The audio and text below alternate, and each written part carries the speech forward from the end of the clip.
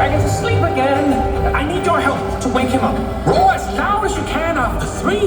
1, 2, 3. Roar! Not loud enough. Again. 1, 2, 3. Roar! He's awake.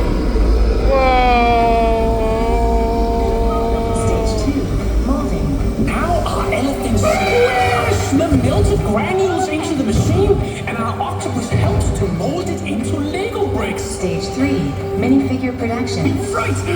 Now it's time to shrink you down and test the Lego-matic, turning you into a Lego minifigure. Yes, the machine is experimental, but don't worry, they'll be turned into minifigures of some form or another. Hold on, everyone! This is it!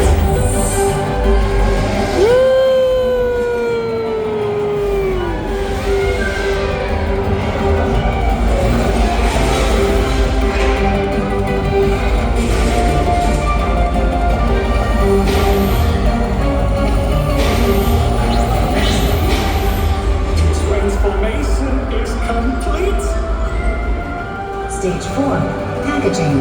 I can't wait to see what you look like as a minifigure.